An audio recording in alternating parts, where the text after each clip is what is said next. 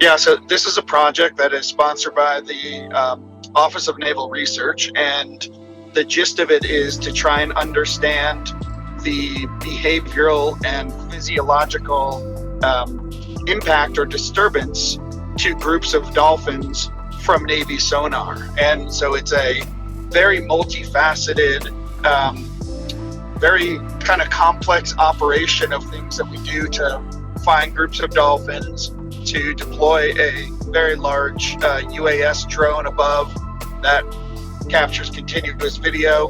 Then we put acoustic recorders in the water. We deploy a sound source, and then we do an experimental protocol where we play Navy sonar to the animals. The drone is basically recording everything about the surface behavior of the animals. The recorders are measuring the acoustic response from the animals. And then after the experiment, we actually go in and collect small skin and tissue biopsy samples that allow us to see a physiological effect of like a stress hormone change, like cortisol.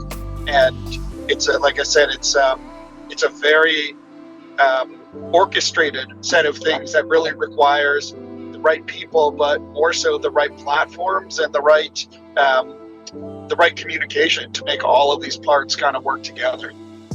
So in the past, when we've done this, we've had a large, like a dive boat with us. And the value of that is, we have a lot of equipment.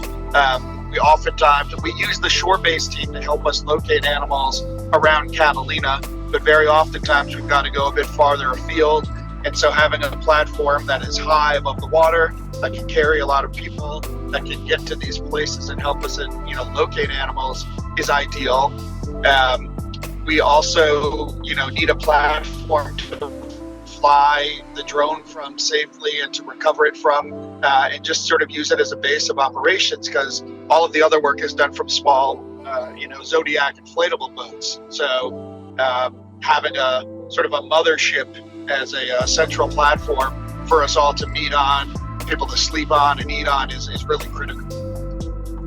We base out of an area on Catalina where the University of Southern California has their Wrigley Marine station, but they have a limited amount of facilities for us. And so with as big a team as we have, we need people to be able to stay on the boats, for processing data, and also, just for birthing. And the Valkyrie is an incredible platform, incredibly comfortable, capable, and really just perfect for what we wanted to do. We've been doing this for several years right now, and we can anecdotally, when we go out and do these, you can pretty much tell if the animals are responding.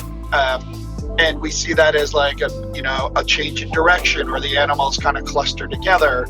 And we definitely see in some circumstances that the animals do respond behaviorally to the sonar. It doesn't last for very long, and the animals typically go back to what they were doing ahead of time. But we think about these animals as living in an area where they may be habitually disturbed, and there may be a lot of sonar activity in the area. So even if it doesn't cause a lot of disturbance for these animals, if that disturbance happens over and over and over again, it can have kind of a cumulative impact on how these animals behave. And that's really what we're most interested in sort of determining, is under what conditions and in what species do we see different types of responses. Yeah, so there's a number of things that can be used for. We've done this with a number of different baleen whale species that we've studied individuals of. These dolphins that we're studying, these are the most common animals that are in the area. And so it represents the vast majority of the individual animals that are going to be exposed to sonar and that are going to be affected by it. And so understanding how the animals cope with this, it doesn't necessarily mean all these animals are getting harmed by sonar. And in fact, what we're interested in are why certain species may or may not respond the same way. And they may be sensitized to it. They may hear the sonar and they may just kind of keep quiet for a minute. It's like, when a plane passes over you and you're trying to have a conversation, maybe you just kind of are quiet for a little while and then go back to doing what you're doing.